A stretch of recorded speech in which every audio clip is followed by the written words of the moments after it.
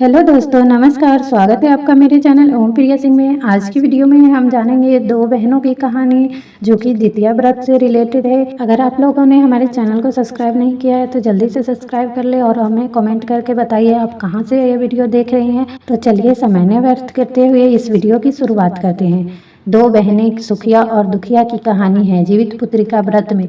जरूर पढ़े इस व्रत की कथा को, जिसके सुनने से और पढ़ने बिना अधूरी होती है आपकी जितिया व्रत। जीवित पुत्रिका व्रत माताएं अपनी संतान की लंबी आयु के लिए रखती हैं। इस व्रत के बारे में मान्यता है कि इस व्रत से संतान के ऊपर से संकट टल जाता है और यह महापर्व आश्विन मास के कृष्ण पक्ष की 7वीं तिथि से शुरू होती है, जिससे अष्टमी तिथि को माताएं व्रत रखती है और 9वीं तिथि पर लगने पर पारण करती है। इस व्रत के दौरान कथा सुनाई जाती है जिसमें कई सारी महिलाएं एक स्थान पर इकट्ठा होती है और इसे कई सारी महिलाएं एक साथ कथा कहती है, बाकी सब सुनती है।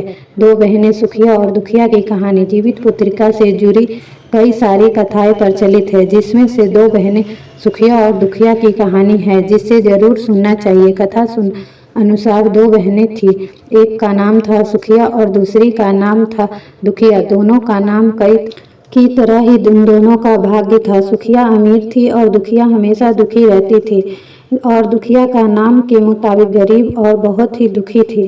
पर दोनों बहनें एक ही गांव में रहती थी। सुखिया के घर ही दुखिया काम किया करती थी, साफ सफाई करती थी, खाना बनाया करती थी और जो भी बच जाता था वही खाना दुखिया आपको दे देती थी सुखिया, और वह अपने घर ले जाती थी।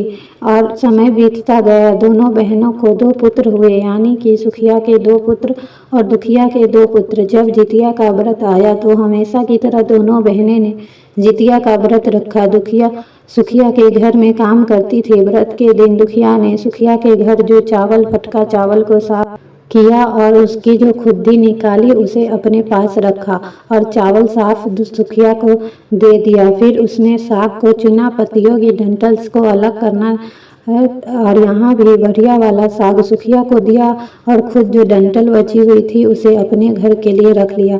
अब दुखिया ने सुखिया के घर खाना बनाकर अपने घर चावल की खुद्दी और साग की डंठल लेकर आ गई और उसी चावल की खुद्दी और साग की डंठल से बनाकर बच्चों को खिलाया और खुद भी खाया। इसके बाद दुखिया सोने के लिए चली गई। आधी रात में एक बूढ़ी औरत उसके घर आई। दरवाजा खटखटाई तो दुखिया ने पूछा, कौन हो आप? तब उस बूढ़ी औरत ने बोला, बेटा हम हैं।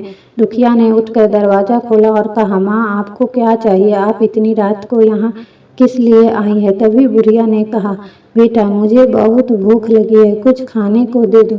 दुखिया उसी बूढ़ी औरत को घर के अंदर ले आती है और कहती है कि हम लोग बहुत ही गरीब है, आज मैंने खुदी का चावल और डंठल की साग बनाई है, क्या आप उसे खाएंगे? तो बुढ़िया ने कहा, हाँ क्यों नहीं खाएंगे, मुझे तो भूख लगी है, मैं वही खा लूँगी।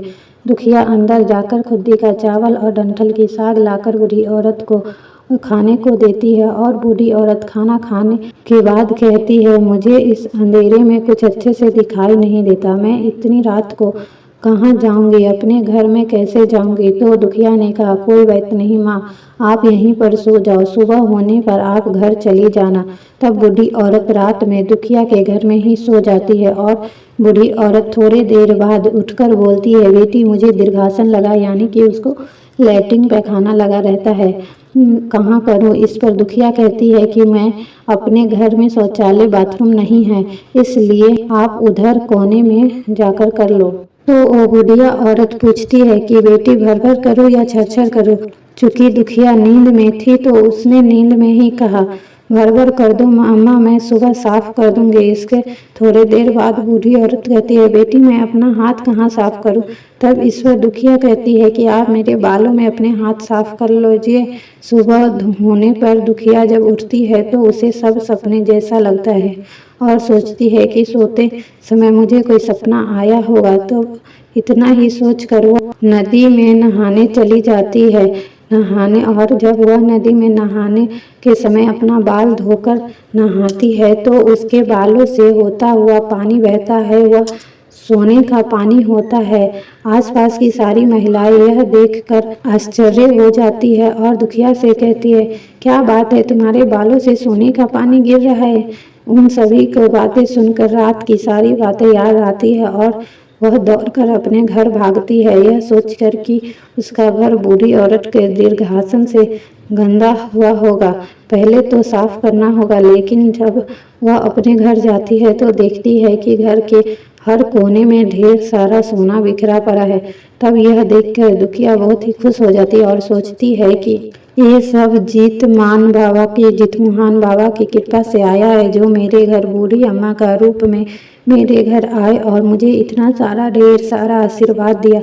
अब दुखिया भी अमीर हो गई थी और सुखिया के घर में जाकर काम करना बंद कर दिया था। दुखिया अपना व्रत पूरा करने के बाद अपने पुत्रों से कहती है कि जाओ मौसी के घर से तराजू लेकर आओ, मुझे यह सोना नापना है कि कितना है। बच्चा खुशी खुशी सुखिया मौसी के घर जाकर तराजू मांगता है। इस पर सुखिया पूछती है कि तराजू पर क्या नापना है। बच्चा बोला था होने के कारण बता देता है कि मेरे घर बहुत सारा सोना है, माँ उसे ही नापेगी। सुखिया के बच्चे को बोलती है, खाने को तुम्हारे पास पैसे नहीं हैं और चले हो सोना नापने, मुझे झूठ मत बोलना। तब वह बच्चा कहता है कि मैं झूठ नहीं बोल रहा हूँ। तब सुखिया सोचती है कि तराजू मंगाया है तो कुछ तो जरूर नापेगी, इसलिए वह तराजू के पीछे गोंद लगा देती है कि जो भी नापेगी वह इसमें चिपक कर आ जाएगा। दुखिया ने तराजू पर सोना नापा तो कुछ सोने के टुकड़े उसके गोंद पर जाकर चिपक जाता है। और जब बच्चा तराजू लौटाने जाता है तो सुखिया तराजू में उलट पलट कर देखती है तो उसे तराजू के पीछे गोंद की जगह सोना लगा हुआ था। ऐसा देखकर सुखिया सोचने लगती है कि दुखिया के घर में कहीं से तो सोना आया है, इसलिए वह कई दिनों से काम पर भी नहीं आया। सुखिया दुखिया के घर जाकर देखती है कि वहाँ बहुत सारा सोना है और जब दुखिया के पास जाकर पूछती है तो तुम्हारे पास इतना सोना कहाँ से आया जिससे नापने के लिए तुम्हें तराजू मंगवाया। दुखिया का मन से सच्ची और भोली थी, इसलिए उस रात वाली सारी कहानी अपनी बहन सुखिया को बता देती है। बता दिया लेकिन सुखिया का मन लालची और ईर्ष्या से होने लगा।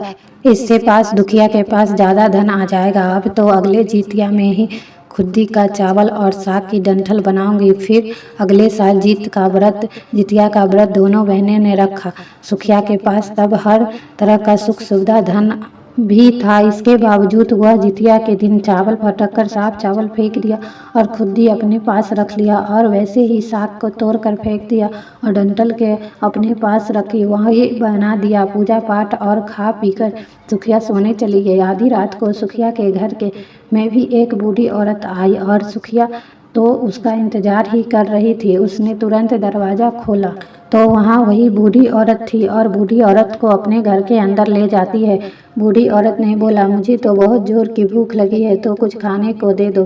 पर सुखिया कहती है कि मैं खुद्दी का चावल और डंठल की साग बनाए हैं। तो बुढ़िया कहती है, कोई बात नहीं है, वही मैं खा लूँगी। तो सुखिया ने खाना परोस कर खाने को दिया, सोनी चली गई। थोड़ी देर बाद बूढ़ी औरत ने बोला, मैं घर में नहीं जा सकती क्योंकि रात में कुछ दिखाई नहीं देता। तो सुखिया ने कहा, कोई बात नहीं, आप यहीं सो जाओ। बूढ़ी औरत ने थोड़ी देर बाद फिर कहती है कि मुझे दीर्घासन लगा है, यानी कि पैखाना लगा है, कहाँ करूँ। सुखिया बोलती है कि वहीं कोने में कर लो। इसके थोड़ी देर बाद बुढ़िया फिर बोलती है कि भर भर करूँ या छरछर करूँ। यहाँ सुखिया को याद नहीं आता कि दुखिया ने क्या बताया था, तो सुखिया ने बोले, माँ छरछर कर दीजिए। बुढ़िया ने फिर की बेटी की मैं अपने हाथ कहाँ साफ करूँ। इस पर सुखिया ने कहा कि मेरे सर में अपना हाथ साफ कर लीजिए। तो बूढ़ी औरत ने सुखिया के सर में ही अपने हाथ पोंछ लिए। जब सुबह सुखिया उठ जाती है तो उसे पूरे